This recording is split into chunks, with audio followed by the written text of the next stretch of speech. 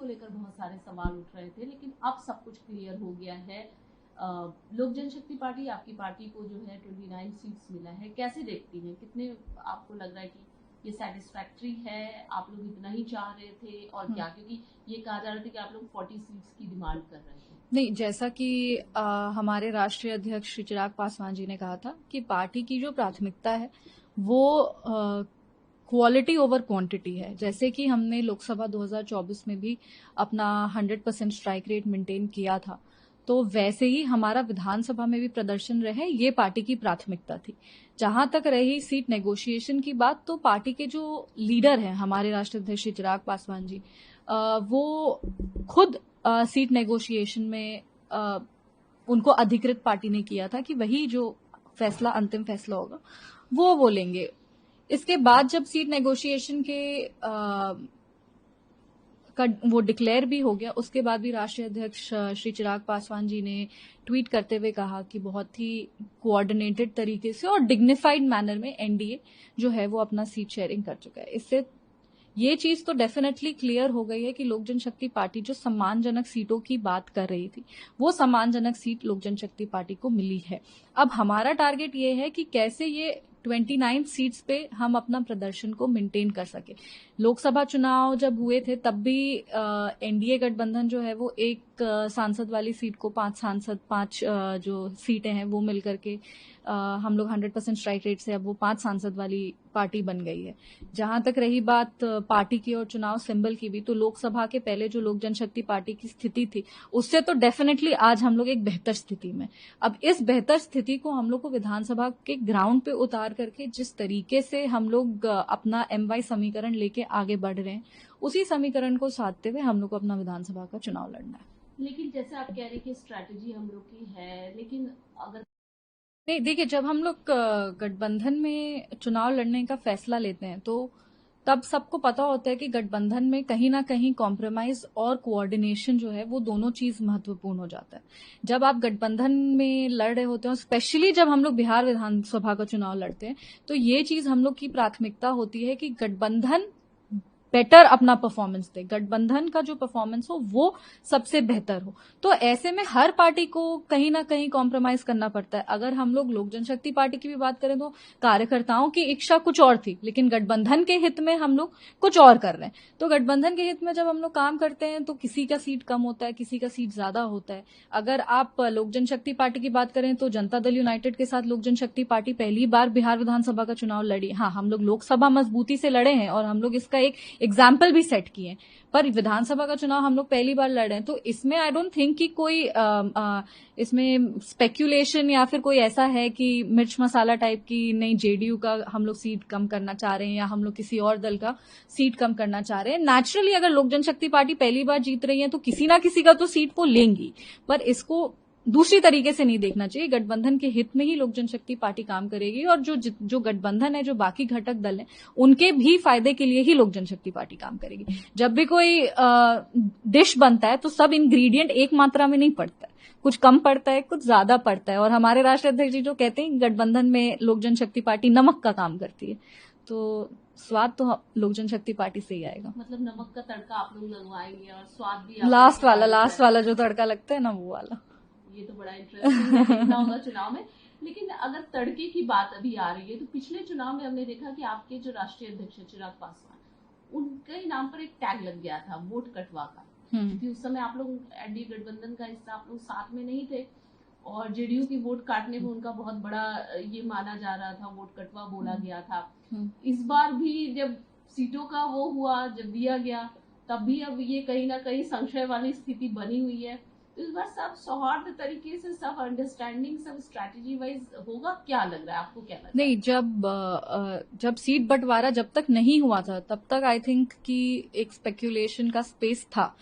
कुछ बहुत तरह की बातें हो रही थी, बहुत तरह के रूमर्स भी उड़ रहे थे, पर हमारे राष्ट्रीय अध्यक्ष जी हमेशा कहते हैं कि जब आप राजनीति में हैं और आप जब पॉलिसी मेकिंग में हैं, आप जनप्रतिनिधि हैं, तो आपके लिए सबसे जो इम्पोर्टेंट हो जाता है, जो आपकी प्राथमिकता है, वो होता है पहले आप देश के हित के लिए काम करें, आप प्रदेश के हित के लिए काम करें, फिर आप गठबंधन के हित के लिए काम करें, फिर आप अपने दल के हित के लिए काम करें, अगर कोई महत्वाकांक्षा रहेगी तो फिर आप अपने लिए काम करें।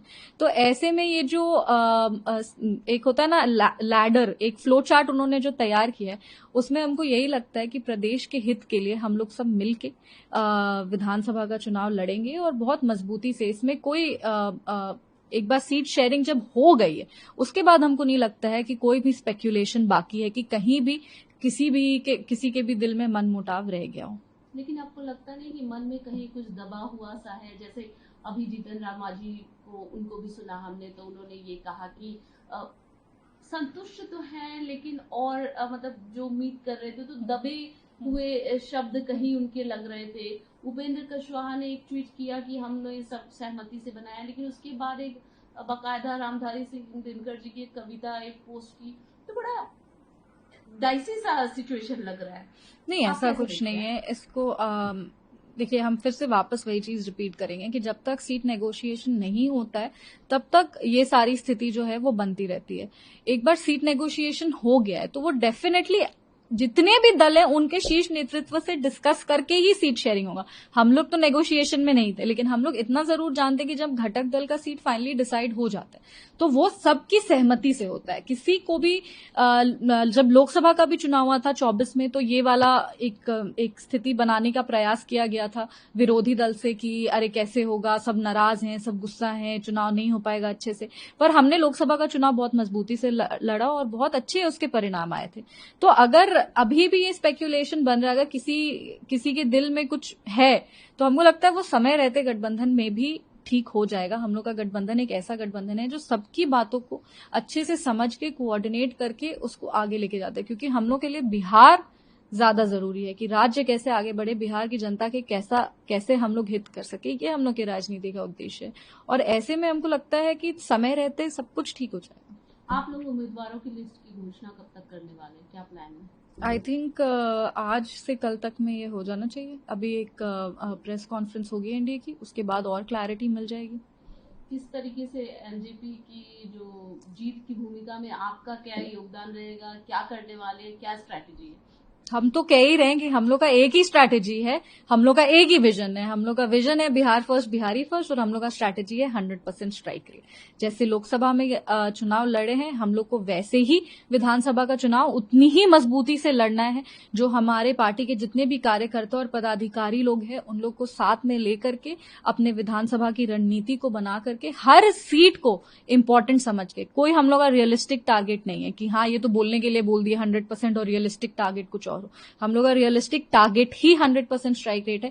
ये चुनाव हम लोग हमारे नेता श्री चिराग पासवान जी के लिए लड़ रहे हैं। वो उन्होंने जो नव संकल्प महासभा में सभी वर्गों से जो उनको आशीर्वाद, जो समर्थन मिला है, वो जनता का आशीर्वाद और समर्थन लेकर हम लोग विधानसभा के चुनाव में उतर रहे हैं। और जो भी करेंगे वो पार्टी के हित के लिए और पार्टी को मजबूत करने के लिए करेंगे। सभी इलेक्शन में देखा जाता है कि महिलाओं की विशेष भूमिका होती है। महिला जो होती है वो किसी भी चुनाव की दशा और दिशा बदल देती है। यहाँ भी आपको लगता है महिला वोटर्स बहुत मुख्य भूमिका निभाएंगी? और खासकर अगर बात करें, प्रधानमंत्री जी ने जो महिला रोजगार योजना का जो अनाउंसमेंट और ये किया, उसके बाद भी कुछ आरोप भी लगे कि इलेक्शन को देखते हुए मद्देनजर इस तरीके से लोक लुभावन वादे किए गए हैं। ओवरऑल आप क्या देखते हैं महिलाओं के परिप्रेक्ष्य में? नहीं, महिलाओं हमेशा से बिहार में जो है महिला वोटर्स हमारे हैं, उनको हम लोग हमेशा इम्पोर्टेंट माने। कभी भी हम लोग नहीं सोचे हैं कि महिलाओं को साइड करके हम लोग को सिर्फ एक अपना वोट बैंक पे ध्यान देना है। और हम लोग देखे भी हैं कि महिलाएं ही हैं जो मजबूती से हमारे मुख्यमंत्री श्री नीतीश कुमार जी को मजबूत करती आ रही हैं। 2020 में भी उनको साइलेंट वोटर्स कह के, हमको याद है जब 2020 का रिजल्ट आया था तब उनको साइलेंट वोटर्स कह करके मतलब उनको एड्रेस किया जाता था कि महिला एनडीए की साइलेंट वोटर्स है, जिनको हम लोग कभी कभी नहीं काउंट करते हैं, क्योंकि जितने भी पोल्स आ रहे थे, ओपिनियन पोल, एग्जिट पोल दोनों, उसमें कहीं ना कहीं वो वोट काउंट नहीं हुआ रहा था और महागठबंधन को मजबूत दिखाया जा रहा था। पर जब परिणाम आए तो वो सबके लिए एक शॉकर था और उसमें महिला वोटर्स जो है वही प्राथमिकता से ऊपर आती हुई दिखी थी। ऐसे ही जब हम लोग हमारे यशस्वी प्रधानमंत्री श्री नरेंद्र मोदी जी और माननीय मुख्यमंत्री श्री नीतीश कुमार जी की बात करते हैं, राष्ट्रीय अध्यक्ष श्री चिराग पासवान जी का तो समीकरण ही है महिला और युवा। ऐसे में नारी विकास से अब हम लोग नारी नेतृत्व की ओर बढ़ रहे हैं। जहां पे आपको पोशाक योजना, साइकिल योजना थी, वहां पे लोकल लेवल पे लीडरशिप को तैयार करने के लिए भी योजना लेकर के आई। जो महिला घर का चौखट नहीं लांग सकती थी उनको हमारे मुख्यमंत्री ने लीडर बनाया है। तो कहीं ना कहीं वो रिफ्लेक्ट करता है। जब महिला, सिर्फ ये फ्रीबीज की बात नहीं है कि किसी ने फ्रीबीज दे दिया, आपको रोजगार दिया, महिलाओं को सशक्त किया, महिलाओं को एम्पावर किया। ग्रामीण महिला जो है उनके लिए दीदी की रसोई, जीविका समूह, ये सारे तैयार किए। उसके बाद आज जब हम लोग बात करते हैं महिला वोटर्स की, तो कहते हैं महिला वोटर्स को रुझाने का कोशिश किया गया।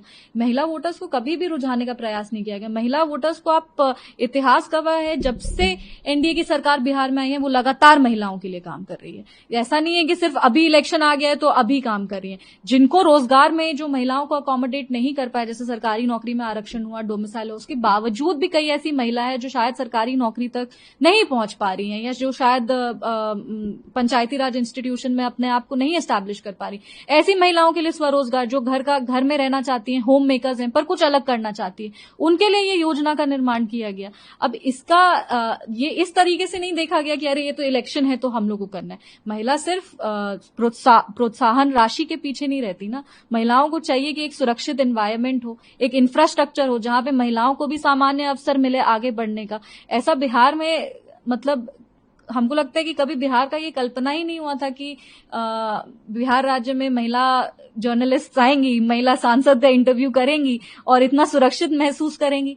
पर ये संभव हो पाया है, तो ये कहीं ना कहीं एनडीए सरकार की बहुत बड़ी जीत है और महिला अपने आप को एनडीए के साथ ही आइडेंटिफाई करती है। बहुत बहुत धन्यवाद। Thank you.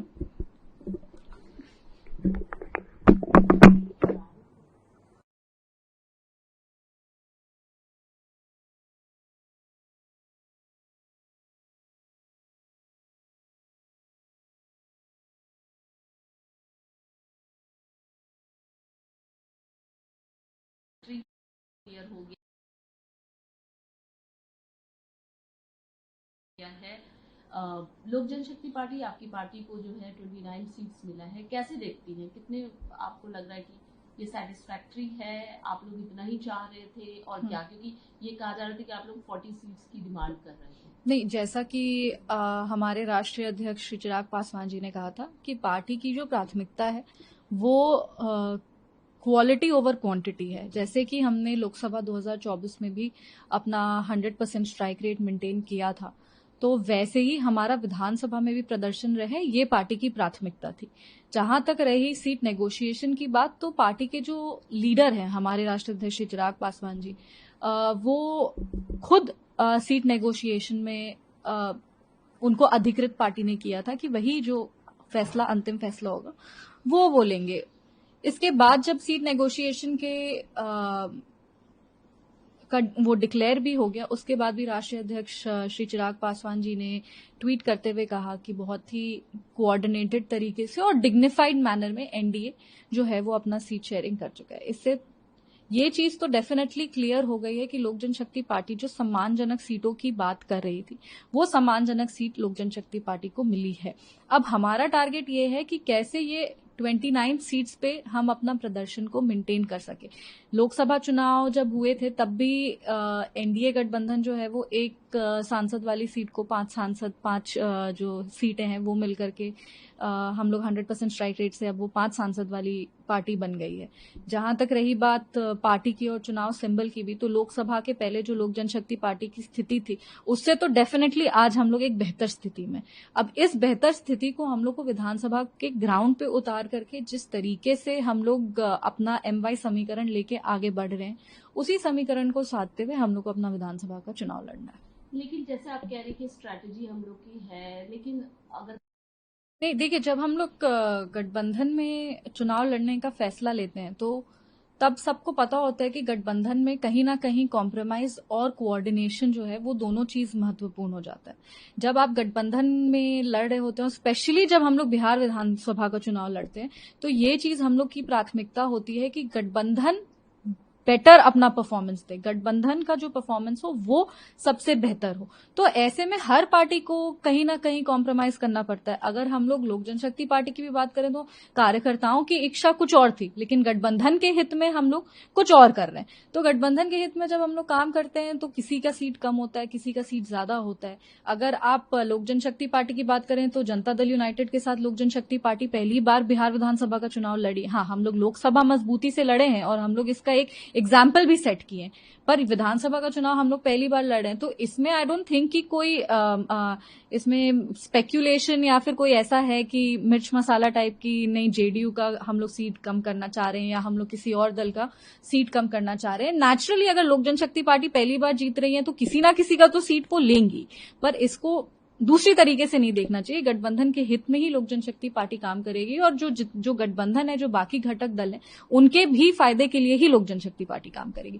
जब भी कोई डिश बनता है तो सब इंग्रेडिएंट एक मात्रा में नहीं पड़ता है, कुछ कम पड़ता है, कुछ ज्यादा पड़ता है। और हमारे राष्ट्रीय अध्यक्ष जी जो कहते हैं गठबंधन में लोक जनशक्ति पार्टी नमक का काम करती है, तो स्वाद तो लोक जनशक्ति पार्टी से ही आएगा। मतलब नमक का तड़का आप लोग लगवाएंगे और स्वाद भी लास्ट वाला जो तड़का लगता है ना, वो वाला। ये तो बड़ा इंटरेस्टिंग देखना होगा चुनाव में। लेकिन अगर तड़के की बात अभी आ रही है तो पिछले चुनाव में हमने देखा कि आपके जो राष्ट्रीय अध्यक्ष चिराग पासवान, उनके नाम पर एक टैग लग गया था, वोट कटवा का, क्योंकि उस समय आप लोग एनडीए गठबंधन का हिस्सा, आप लोग साथ में नहीं थे और जेडीयू की वोट काटने में उनका बहुत बड़ा ये माना जा रहा था, वोट कटवा बोला गया था। इस बार भी जब सीटों का वो हुआ, जब दिया गया, तब भी अब ये कहीं ना कहीं संशय वाली स्थिति बनी हुई है। तो इस बार सब सौहार्द तरीके से, सब अंडरस्टैंडिंग, सब स्ट्रैटेजी वाइज होगा, क्या लग रहा है आपको? क्या लग रहा है? नहीं, जब सीट बंटवारा जब तक नहीं हुआ था तब तक आई थिंक कि एक स्पेक्यूलेशन का स्पेस था।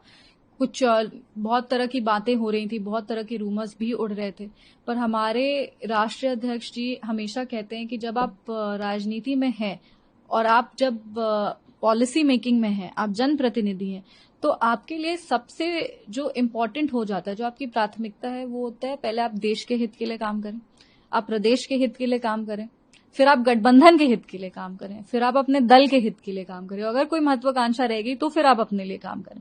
तो ऐसे में ये जो एक होता है ना लैडर, एक फ्लो चार्ट उन्होंने जो तैयार किया है, उसमें हमको यही लगता है कि प्रदेश के हित के लिए हम लोग सब मिलके विधानसभा का चुनाव लड़ेंगे और बहुत मजबूती से। इसमें कोई एक बार सीट शेयरिंग जब हो गई है उसके बाद हमको नहीं लगता है कि कोई भी स्पेक्यूलेशन बाकी है कि कहीं भी किसी के भी दिल में मन मुटाव रह गया हो। लेकिन आपको लगता नहीं कि मन में कहीं कुछ दबा हुआ सा है? जैसे अभी जीतन राम मांझी को, उनको भी सुना हमने, तो उन्होंने ये कहा कि संतुष्ट तो है लेकिन और मतलब जो उम्मीद कर रहे थे तो दबे हुए शब्द कहीं उनके लग रहे थे। उपेंद्र कुशवाहा ने एक ट्वीट किया कि हमने ये सब सहमति से बनाया, लेकिन उसके बाद एक बाकायदा रामधारी सिंह दिनकर जी की एक कविता, एक पोस्ट की, तो बड़ा डाइसी सा सिचुएशन लग रहा है। नहीं, ऐसा कुछ नहीं है। इसको देखिए, हम फिर से वापस वही चीज रिपीट करेंगे कि जब तक सीट नेगोशिएशन नहीं होता है तब तक ये सारी स्थिति जो है वो बनती रहती है। एक बार सीट नेगोशिएशन हो गया है तो वो डेफिनेटली जितने भी दल हैं उनके शीर्ष नेतृत्व से डिस्कस करके ही सीट शेयरिंग होगा। हम लोग तो नेगोशिएशन में नहीं थे, लेकिन हम लोग इतना जरूर जानते कि जब घटक दल का सीट फाइनली डिसाइड हो जाता है तो वो सबकी सहमति से होता है। किसी को भी जब लोकसभा का भी चुनाव हुआ था 24 में, तो ये वाला एक स्थिति बनाने का प्रयास किया गया था विरोधी दल से कि अरे कैसे होगा, सब नाराज हैं, सब गुस्सा हैं, चुनाव नहीं हो पाएगा अच्छे से। पर हमने लोकसभा का चुनाव बहुत मजबूती से लड़ा और बहुत अच्छे उसके परिणाम आए थे।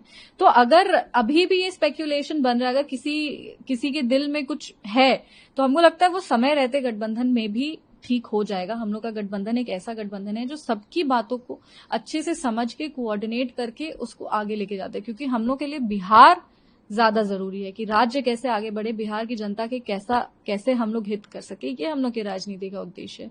और ऐसे में हमको लगता है कि समय रहते सब कुछ ठीक हो जाएगा। आप लोग उम्मीदवारों की लिस्ट की घोषणा कब तक करने वाले हैं, क्या प्लान है? आई थिंक आज से कल तक में ये हो जाना चाहिए। अभी एक प्रेस कॉन्फ्रेंस होगी एनडीए की, उसके बाद और क्लैरिटी मिल जाएगी। किस तरीके से एलजेपी की जो जीत की भूमिका में आपका क्या योगदान रहेगा, क्या करने वाले हैं, क्या स्ट्रैटेजी है? हम तो कह ही रहे हैं कि हम लोग का एक ही स्ट्रैटेजी है, हम लोग का एक ही विजन है। हम लोग का विजन है बिहार फर्स्ट, बिहारी फर्स्ट, और हम लोग का स्ट्रैटेजी है 100% स्ट्राइक रेट। जैसे लोकसभा में चुनाव लड़े हैं हम लोग को, वैसे ही विधानसभा का चुनाव उतनी ही मजबूती से लड़ना है। जो हमारे पार्टी के जितने भी कार्यकर्ता और पदाधिकारी लोग हैं उन लोग को साथ में लेकर के अपने विधानसभा की रणनीति को बना करके हर सीट को इम्पोर्टेंट समझ के, कोई हम लोग का रियलिस्टिक टारगेट नहीं है कि हाँ ये तो बोलने के लिए बोल दिया 100% और रियलिस्टिक टारगेट कुछ और।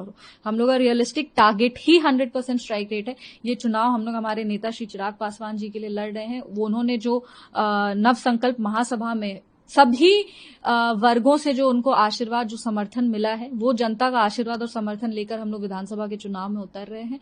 और जो भी करेंगे वो पार्टी के हित के लिए और पार्टी को मजबूत करने के लिए करेंगे। सभी इलेक्शन में देखा जाता है कि महिलाओं की एक विशेष भूमिका होती है। महिला जो होती है वो किसी भी चुनाव की दशा और दिशा बदल देती है। यहाँ भी आपको लगता है महिला वोटर्स बहुत मुख्य भूमिका निभाएंगी? और खासकर अगर बात करें, प्रधानमंत्री जी ने जो महिला रोजगार योजना का जो अनाउंसमेंट और ये किया, उसके बाद भी कुछ आरोप भी लगे कि इलेक्शन को देखते हुए मद्देनजर इस तरीके से लोक लुभावन वादे किए गए हैं। ओवरऑल आप क्या देखते हैं महिलाओं के परिप्रेक्ष्य में? नहीं, महिलाओं हमेशा से बिहार में जो है महिला वोटर्स हमारे हैं, उनको हम लोग हमेशा इम्पोर्टेंट माने। कभी भी हम लोग नहीं सोचे हैं कि महिलाओं को साइड करके हम लोग को सिर्फ एक अपना वोट बैंक का पे ध्यान देना है। और हम लोग देखे भी हैं कि महिलाएं हैं जो मजबूती से हमारे मुख्यमंत्री श्री नीतीश कुमार जी को मजबूत करती आ रही हैं। 2020 में भी उनको साइलेंट वोटर्स कह के, हमको याद है जब 2020 का रिजल्ट आया था तब उनको साइलेंट वोटर्स कह करके मतलब उनको एड्रेस किया जाता था कि महिला एनडीए की साइलेंट वोटर्स है, जिनको हम लोग कभी कभी नहीं काउंट करते हैं। क्योंकि जितने भी पोल्स आ रहे थे, ओपिनियन पोल, एग्जिट पोल दोनों, उसमें कहीं ना कहीं वो वोट काउंट नहीं हुआ था और महागठबंधन को मजबूत दिखाया जा रहा था। पर जब परिणाम आए तो वो सबके लिए एक शॉकर था और उसमें महिला वोटर्स जो है वही प्राथमिकता से ऊपर आती हुई दिखी थी। ऐसे ही जब हम लोग हमारे यशस्वी प्रधानमंत्री श्री नरेंद्र मोदी जी और माननीय मुख्यमंत्री श्री नीतीश कुमार जी की बात करते हैं, राष्ट्रीय अध्यक्ष चिराग पासवान जी का तो समीकरण ही है महिला और युवा। ऐसे में नारी विकास से अब हम लोग नारी नेतृत्व की ओर बढ़ रहे हैं। जहां पे आपको पोशाक योजना, साइकिल योजना थी, वहां पे लोकल लेवल पे लीडरशिप को तैयार करने के लिए भी योजना लेकर के आई। जो महिला घर का चौखट नहीं लांग सकती थी, उनको हमारे मुख्यमंत्री ने लीडर बनाया है। तो कहीं ना कहीं वो रिफ्लेक्ट करता है। जब महिला, सिर्फ ये फ्रीबीज की बात नहीं है कि किसी ने फ्रीबीज दे दिया, आपको रोजगार दिया, महिलाओं को सशक्त किया, महिलाओं को एम्पावर किया। ग्रामीण महिला जो है उनके लिए दीदी की रसोई, जीविका समूह, ये सारे तैयार किए। उसके बाद आज जब हम लोग बात करते हैं महिला वोटर्स की, तो कहते हैं महिला वोटर्स को रुझाने का कोशिश किया गया। महिला वोटर्स को कभी भी रुझाने का प्रयास नहीं किया गया। महिला वोटर्स को आप इतिहास गवाह है, जब से एनडीए की सरकार बिहार में आई है वो लगातार महिलाओं के लिए काम कर रही है। ऐसा नहीं है कि सिर्फ अभी इलेक्शन आ गया है तो अभी काम कर रही है। जिनको रोजगार में जो महिलाओं को अकोमोडेट नहीं कर पाए, जैसे सरकारी नौकरी में आरक्षण हुआ, डोमिसाइल हुआ, उसके बावजूद भी कई ऐसी महिलाएं हैं जो शायद सरकारी नौकरी तक नहीं पहुंच पा रही हैं या जो शायद पंचायती राज इंस्टीट्यूशन में अपने आप को नहीं एस्टैब्लिश कर पा रही। ऐसी महिलाओं के लिए स्वरोजगार, जो घर में रहना चाहती हैं, होम मेकर्स हैं, पर कुछ अलग करना चाहती है, उनके लिए ये योजना का निर्माण किया गया। अब इसका ये इस तरीके से नहीं देखा गया कि अरे ये तो इलेक्शन है तो हम लोग को करना है। महिला सिर्फ प्रोत्साहन राशि के पीछे नहीं रहती ना। महिलाओं को चाहिए कि एक सुरक्षित एनवायरनमेंट हो, एक इंफ्रास्ट्रक्चर हो जहां पे महिलाओं को भी सामान्य अवसर मिले आगे बढ़ने का। ऐसा बिहार में, मतलब हमको लगता है कि कभी बिहार का ये कल्पना ही नहीं हुआ था कि बिहार राज्य में महिला जर्नलिस्ट आएंगी, महिला सांसद का इंटरव्यू करेंगी और इतना सुरक्षित महसूस करेंगी। पर ये संभव हो पाया है, तो ये कहीं ना कहीं एनडीए सरकार की बहुत बड़ी जीत है और महिला अपने आप को एनडीए के साथ ही आइडेंटिफाई करती है। बहुत बहुत धन्यवाद। Thank you.